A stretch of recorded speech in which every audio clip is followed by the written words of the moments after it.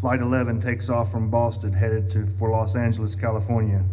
There are 76 passengers, 11 crew members, 5 hijackers are on board. 8:15 a.m. United Airlines Flight 175 takes off from Boston, also headed for Los Angeles. There are 51 passengers, 9 crew members, and 5 hijackers on board. 8:19 a.m. A flight attendant on Flight 11, Betty Ann Ong, alerts ground personnel that a hijacking is underway and that the cockpit is unreachable.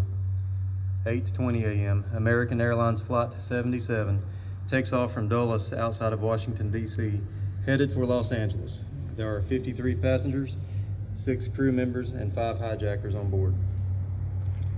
8:24 a.m. Muhammad Atta, a hijacker on Flight 11, unintentionally alerts air controllers in Boston to the attack. He meant to press the button that allowed him to talk to the passengers on his flight.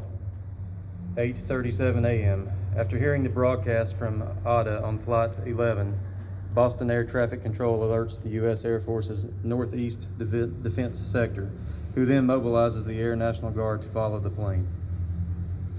8:42 a.m. United Flight 93 takes off from Newark, New Jersey after a delay due to routine traffic. It was headed to San Francisco, California. There are 33 passengers, 7 crew members, and 4 hijackers are on board. 8:46 a.m. Flight 11 crashes into the World Trade Center's North Tower. All passengers aboard are instantly killed, and employees of the World Trade Center are trapped above the 91st floor. 9:03 a.m. Flight 175 crashes into the World Trade Center's South Tower. All passengers aboard are killed instantly, and so are an unknown number of people in the tower. 9:05 a.m. President George W. Bush, in an elementary school classroom in Florida, is informed about the hit on the second tower. His chief of staff, Andrew Card, whispers the chilling news into the president's ear. Bush later wrote about his response, quote, "I made the decision not to jump up immediately and leave the classroom. I didn't want to rattle the kids. I wanted to project a sense of calm. I had enough in crisis to know that the first thing the leader has to do is project calm." 9:28 a.m. Hijackers attack on Flight 93. 9:37 a.m. Flight 77 crashes into the Pentagon. All passengers aboard are instantly killed, and so are 125 civilian and military personnel in the building. 9:45 a.m. U.S. airspace is shut down under Operation Yellow Ribbon. All civilian aircraft are ordered to land at the nearest airport. 9:55 a.m. Air Force One with President George W. Bush aboard takes off from Florida. 9:57 a.m. Passengers aboard Flight 93 begin to run up toward the cockpit. Jarrah, the pilot, begins to roll the plane back and forth in an attempt to destabilize the revolt. 9:59 a.m. The South Tower of the World Trade Center collapses. 10:02 a.m. Flight 93 plows into an empty field in Shanksville, Pennsylvania. Although its ultimate target is unknown, it was likely heading for either the White House or the U.S. Capitol. 10:18 a.m. President George Bush authorizes any non-grounded planes to be shot down.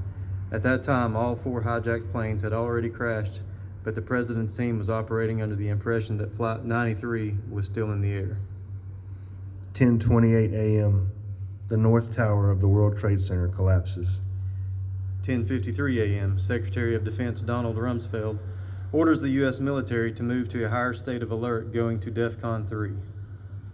11:45 a.m. Air Force One lands at Barksdale Air Force Base near Shreveport, Louisiana. 12:15 p.m. Airspace in the United States is completely free of all commercial and private flights. 1:30 p.m. Air Force One leaves Barksdale. 2:30 p.m. Rudy Giuliani, the mayor of New York City, visits the fallen twin towers of the World Trade Center at what becomes known as Ground Zero.